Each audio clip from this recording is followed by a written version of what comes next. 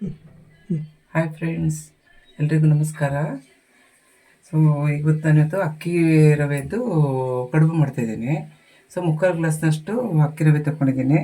ಮತ್ತು ತೆಂಗಿನಕಾಯಿ, ಆಮೇಲೆ ಕಡಲೆಬೇಳೆ, ಆನಂತರ ಮೆಂತ್ಯ, ಆನಂತರ ಸಾಸಿವೆ, ಉಪ್ಪು ಮತ್ತು ಕರಿಬೇವು ಇಷ್ಟೇ. ಈಗ ಗ್ಯಾಸ್ ಹತ್ತಿಸೋಣ.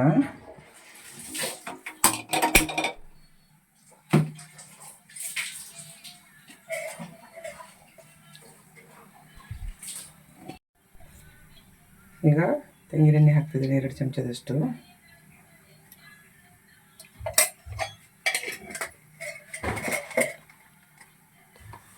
ಎಣ್ಣೆ ಸ್ವಲ್ಪ ಕಾಯಲಿ.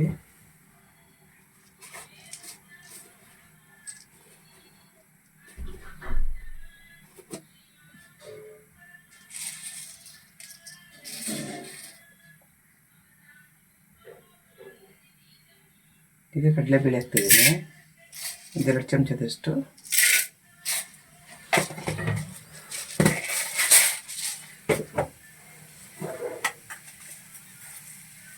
ಮೆಂತ್ಯ ಅರ್ಧ ಚಮಚದಷ್ಟು.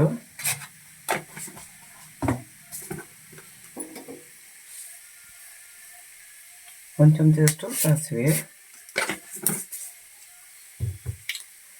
ಕರಿಬೇವು,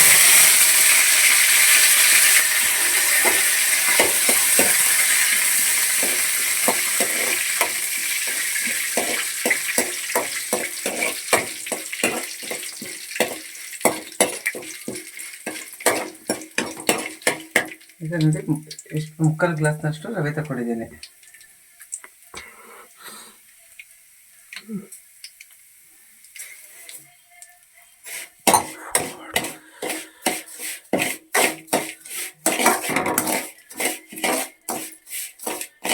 ಇದನ್ನು ಚೆನ್ನಾಗಿ ಹುರ್ಕೊಳ್ಬೇಕೀಗ ಎಣ್ಣೆಯಲ್ಲಿ.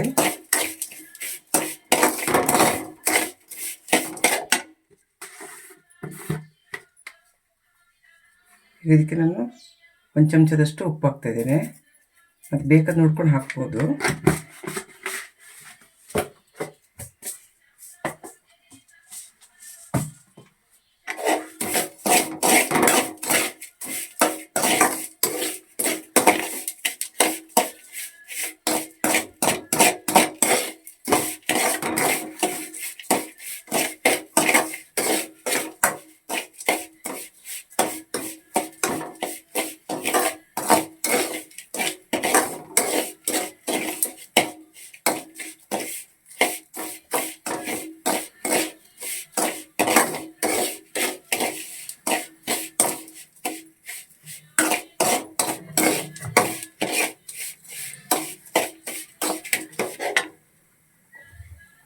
ಈಗ ಇದಕ್ಕೆ ತೆಂಗಿನಕಾಯಿ ಕೂಡ ಹಾಕ್ತಾಯಿದ್ದೀನಿ ಜೊತೆಗೆ ಈಗಲೇ. ಆಮೇಲೆ ನೀರು ಆ್ಯಡ್ ಮಾಡ್ತೀನಿ ನೋಡಿ. ಈಗ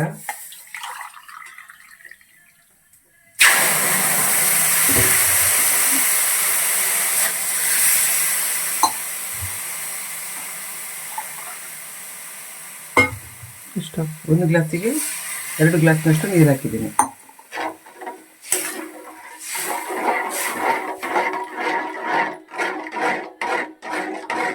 ನೀರು ಜಾಸ್ತಿ ಹಾಕಿದರೆ ಸ್ವಲ್ಪ ಒಳ್ಳೆ ಮೆತ್ತಾಗಿ ಬರ್ತದೆ, ಇಲ್ಲದಿದ್ರೆ ಒಂಥರ ಗಟ್ಟಿ ಗಟ್ಟಿ ಥರ ಬರ್ತದೆ.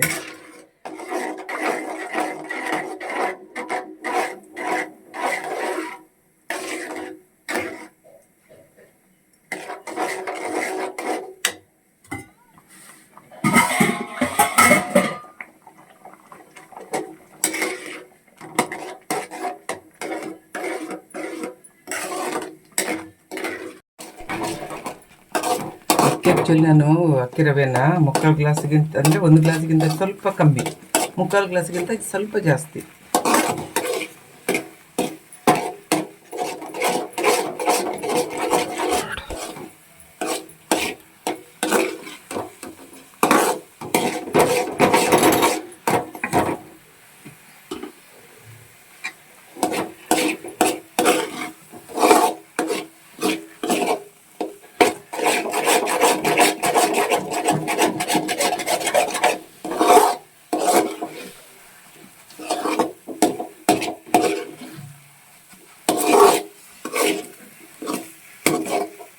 ಇದೀಗ ಗಟ್ಟಿ ಆಗ್ತಾ ಬಂತು.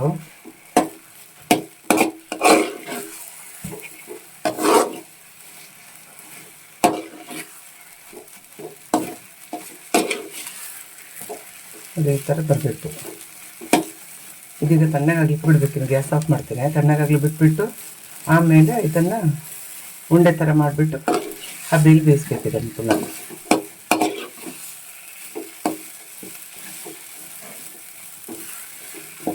ಗ್ಯಾಸ್ ಆಫ್ ಮಾಡ್ತೀನಿ. ಈಗ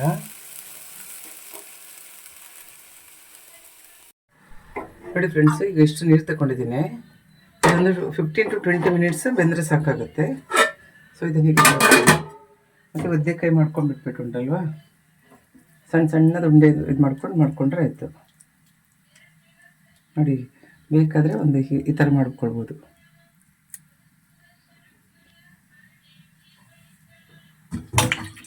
ಸ್ವಲ್ಪ ಕೈಯನ್ನು ಉದ್ದೆ ಮಾಡ್ಕೊಳ್ಳೋದು, ಬಿಸಿ ಇದೆ ಅದು.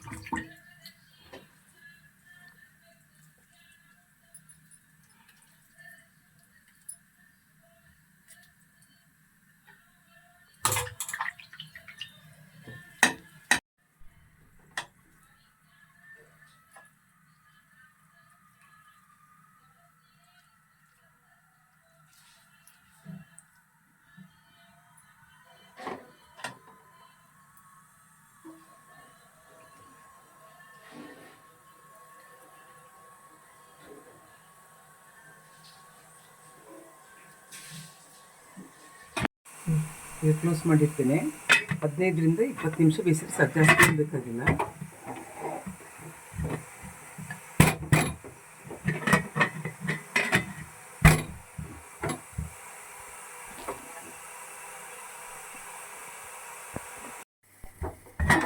ನೋಡಿ ಫ್ರೆಂಡ್ಸ್, ಬೆಂದಿದೆ. ಈಗ ಚೆನ್ನಾಗಿದೆ. ಈಗ ಸರ್ವ್ ಮಾಡೋಣ. ಈಗ